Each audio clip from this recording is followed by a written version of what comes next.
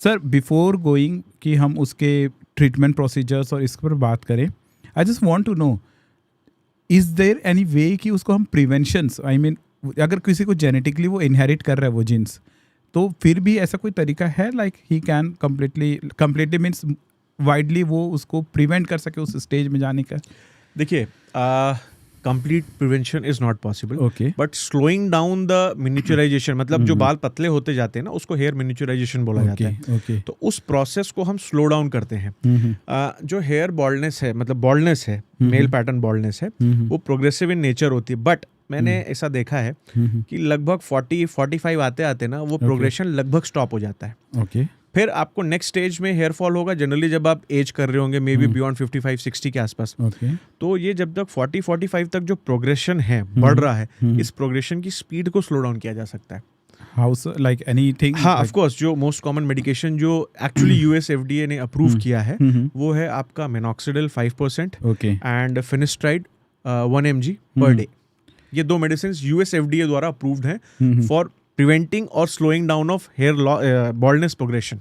Otherwise any natural source, natural remedies? Natural देखिए काफ़ी सारी चीज़ें हैं, जैसे सौ पाल्मिटो एक्सट्रैक्ट होता है, ओके पम्पकिन सीड्स होते हैं, रोजमेरी ऑयल होता है।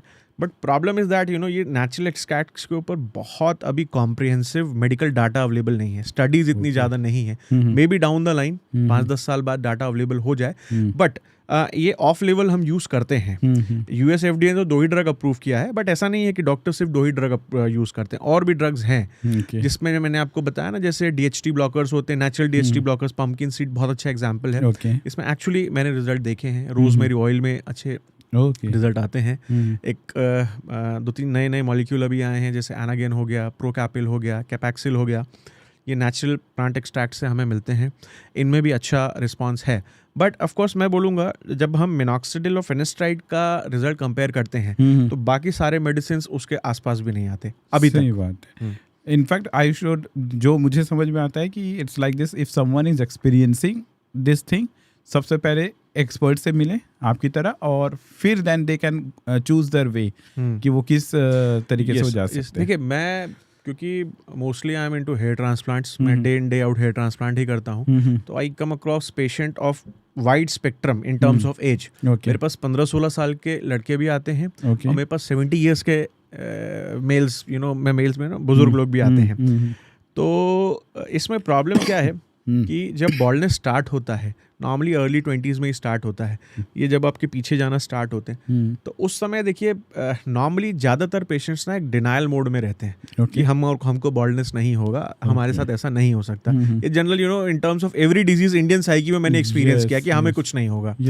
तो जैसे ही वो पीछे जाता है ना, that is the good time for medical intervention.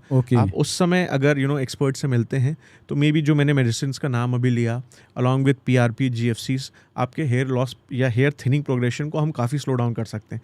But ये इनिशियल जो 2-3 साल रहते हैं ना, ये डिनायल में और होम रेमेडीज़ में लोग या इधर उधर की बातें सुन के अलग अलग चीज़ें प्रयास करते रहते हैं, उसमें 2-3 साल बड़े इंपॉर्टेंट लॉस्ट हो जाते हैं, जो क्रूशियल टाइम है। उसमें क्या होता है कि आपका बॉल्डनेस तब तक grade 1, grade 2, may be grade 3 तक प्रोग्रेस हो जाता है। और एक बार बॉल्डनेस आई वुड से कि ग्रेड 2 या उससे आगे गया, तो अगर फिर आपको हेयर रेस्टोरेशन चाहिए तो hair transplant is the option, उसके अलावा और कुछ काम नहीं है। बिकॉज ट्राई एंड अंडरस्टैंड, जो भी मेडिसिन हम दे रहे हैं, ये सारी मेडिसिन जो होती है ये हेयर की रूट में जाके काम करती हैं। और जिस एरिया में बॉल्डनेस हो गया है, मैं कॉमनली बोलूँ ये लाइट्स चल रही हैं, इस एरिया में आपके कुछ, जैसे मेरा भी ये एरिया आप देखेंगे ये चमक रहा है, ये of course age related hair loss इतना एक्सपीरियंस है। जो एरिया स्कैल्प का चमक रहा है वहाँ पे रूट्स नहीं है, या मे बी इतनी डैमेज्ड हो चुकी है कि वो रिपेयर नहीं हो सकती। तो इट्स लाइक मैंने जमीन में बीज ही नहीं है, और मैं डेली इस उम्मीद में खाद डालते रहूं कि किसी दिन तो पौधा उग जाए। It's like that. लोग जब बॉल्डनेस हो जाता है फिर भी वो कुछ ना कुछ रेमेडी करते रहते हैं कि बाल उग जाए। अब देखिए, जब रूट्स ही नहीं है तो मेडिसिन कैसे काम करेगी? बीट नेचुरल मेडिसिन या एलोपैथी, आयुर्वेदिक, कुछ भी आप लें, वो रूट्स पे ही काम करती है। रूट्स नहीं है तो क्या फायदा? तो वो जो इनिशियल 2-3 साल जो रहते हैं ना, वो बड़े इंपॉर्टेंट है। तो मैं आपके व्यूअर्स से ये कहना चाहूंगा, आपको लगे कि आपकी हेयरलाइन जिससे ही पीछे जाना स्टार्ट हुई है, please see expert and start the treatment as early as possible. Sir basically baldness को मेल रिलेटेड इश्यूज देखा जाता है in Indian context, how much ये कितने एक्सटेंट तक फीमेल्स में भी है ये इश्यूज, like what you have experience so far? देखिए, मैंने बताया ना, बॉल्डनेस जो है ज़्यादातर पेशेंट्स में जेनेटिक रहता है। उसके लिए एक स्पेसिफिक टर्म भी है, एंडोजेनेटिक एलोपेशिया बोलते हैं। Okay. है ना, जिसको हम नॉर्मली मेल पैटर्न बॉल्डनेस बोलते हैं। ये जेनेटिक होता है ज़्यादातर केसेस में। आप बोल सकते हैं कि मेल्स में अगर बॉल्डनेस है तो लगभग 9 आउट ऑफ 10 मेल्स में वो जेनेटिक ही है। ओके। फीमेल पैटर्न बॉल्डनेस भी होता है जो जेनेटिक हो सकता है, बट वो उतना एविडेंट नहीं होता इन terms of number. Okay. Females में होता है बॉल्डनेस, बट आपको वो जैसा मेल में बिल्कुल खाली हो जाता है, फीमेल्स में वैसा नहीं होता। Okay. उनका थोड़ा अलग पैटर्न होता है। कॉमनली अगर मैं आपको एग्जांपल दूं तो फीमेल पैटर्न हेयर लॉस कैसा दिखेगा, जो पार्टीशन होता है, मांग होती है, मिडरिफ, ये ब्रॉड हो जाती है। ये आपने अपने घर में ग्रैंड मदर या मदर अगर एजिंग है उनमें जरूर आपने देखा होगा, है ना, वो पार्टीशन ब्रॉड हो जाता है। या फीमेल जब जब पार्टीशन करे और आप ऐसे सर झुका के वो आपको दिखाए तो एक क्रिसमस ट्री अपीयरेंस आपको दिखेगा। This is also female pattern baldness का एक साइन। दूसरा एक अनयूजुअल पैटर्न है, हेयर लाइन तो इंटैक्ट रहती है लेकिन उसके पीछे आपको एक बड़ा वाइड एरिया में हेयर थिनिंग दिखेगी। ये कुछ अलग अलग मैनिफेस्टेशंस है फीमेल पैटर्न बॉल्डनेस के, जो भी जेनेटिक होता है। तो बट मैं ये बोलूँगा कि female pattern genetic loss it's very less, मैं रेयर नहीं बोलूँगा बट काफ़ी कम है। मेल में वाइडली एविडेंट है, एंड कुछ डाटा तो ये भी सजेस्ट करता है कि almost 50% of males are suffering from one or other grade of male pattern baldness in India. Okay. Yes, and this has become more evident post COVID. Is that? Yes, that's interesting sir. Sir, आपने female में genetic तो बताया, though it is not so evident, is there is any other reason also with in females जो उनके baldness को आगे promote करता है या समथिंग लाइक दिस? देखिए क्या होता है, I am talking about sir certain medication या सर्टेन स्टेज में कि क्या वो चीज़ें होती हैं? टोटली फीमेल्स में क्या होता है, मेनोपॉजल एज या पोस्ट मेनोपॉजल एज में आपको ये जो मैं फीमेल पैटर्न बॉल्डनेस बोल रहा हूँ ना, ये बहुत एविडेंट हो जाता है काफ़ी फीमेल्स में। ओके। बट सिंस क्या होता है, मेल में क्योंकि बाल बिल्कुल चले जाते हैं तो बिल्कुल विजिबल होता है, फीमेल्स में थिनिंग होती है बट बॉल्डनेस नहीं आती, तो वो उतना एविडेंट नहीं होता है। बट पोस्ट मेनोपॉजल एज में डेफिनेटली एक ये बड़ा रीज़न है, बिकॉज उनके फीमेल्स की बॉडी में पोस्ट मेनोपॉज काफ़ी सारे जो हार्मोन्स हैं जो बड़े इंपॉर्टेंट हैं, उनका लेवल धीरे धीरे नीचे जाना स्टार्ट हो जाता है, जो हेयर ग्रोथ को भी अफेक्ट करते हैं। अलॉन्ग विद दैट काफ़ी चीज़ें और अफेक्ट होती हैं, क्योंकि हम हेयर ट्रांसप्लांट की या हेयर की बात करें तो मैं हेयर के लिए बोल रहा हूँ। और क्या होता है, जो जेनेटिक पैटर्न बॉल्डनेस है, चाहे मेल में हो चाहे फीमेल में हो, इसको एक ट्रिगरिंग फैक्टर चाहिए होता है। ओके। है ना, वो जो जीन है वो आपने इनहेरिट तो कर लिया, लेकिन उसको ट्रिगर होना पड़ता है।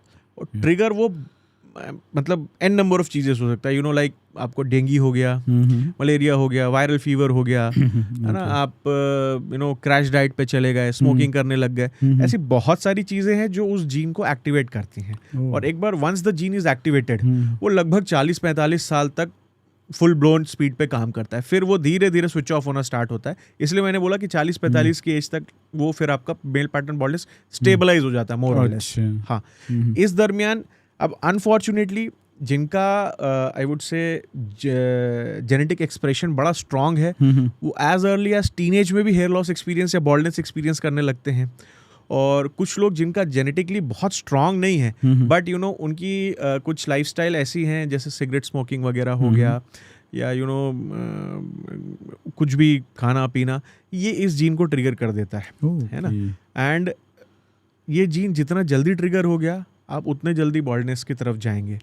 हाँ, तो बेटर रहेगा कि ये सारी चीज़ें अवॉइड करें। अगर बॉल्डनेस का जीन है, अगर वो हमें दिख रहा है, my father, my grand father और माई मामा, नाना, किसी को भी जो मैं देख सकता हूँ, मुझे दिख रहा है बॉल्डनेस का है, तो आपके जो व्यूअर्स हमें देख रहे हैं तो उनको अभी अलर्ट हो जाना चाहिए that you have inherited male pattern baldness का जीन। उसको ऐसा कोई काम ना करें जिससे वो एक्टिवेट हो, या अगर ऑलरेडी एक्टिवेटेड है तो ऐसा कोई काम ना करें जिससे वो और स्पीड से वो अपना प्रोग्रेशन दिखाए। कोई काम में ऐसा कुछ like 3-4 things that you can, जैसे मैंने सबसे कॉमन तो मैं बता रहा हूँ स्मोकिंग। ओके। बिकॉज टीनेजर्स में एक बड़ा पीयर प्रेशर के कारण वो सिगरेट स्मोकिंग नहीं भी करना चाहते, तो क्योंकि पीयर प्रेशर है तो वो करने लगते हैं। ये सबसे बड़ा कारण है मैं बोलूँगा। ओके। दूसरी बात है कि पुअर लाइफस्टाइल, टाइम पे उठें, टाइम पे सोएं, have a good night sleep, meal अच्छी लें, for no reason unnecessary crash diets ना करें, बहुत ज़्यादा प्रोसेस्ड फूड ना लें, है ना, ये है। इसके अलावा कुछ फैक्टर्स हैं जैसे मेंटल स्ट्रेस है ना, मेंटल स्ट्रेस मेल्स में बहुत बड़ा रीज़न है हेयर लॉस का। तो अपने आप को थोड़ा सा स्ट्रेस से बचा के रखें। स्ट्रेस से बचा नहीं सकते तो ऐसी चीज़ें लाइक मेडिटेशन या योग प्रैक्टिस कीजिए जिससे आप अपना मेंटल लेवल जो है वो स्टेबलाइज रख सकें। और इसके अलावा कुछ फैक्टर्स हैं जो आउट ऑफ कंट्रोल है, लाइक अगर आपको डेंगू हो गया, मलेरिया हो गया, इसके लिए आप कुछ नहीं कर सकते, तो ये भी चीज़ें एक्टिवेट करती हैं। तो मोरलेस स्मोकिंग अवॉइड करें, लाइफस्टाइल अच्छी रखें, प्रोसेस फूड ना खाएं और थोड़ा मेडिटेशन और योगा वगैरह का अभ्यास कीजिए। तो ये थोड़ा सा आपको मदद कर सकता है।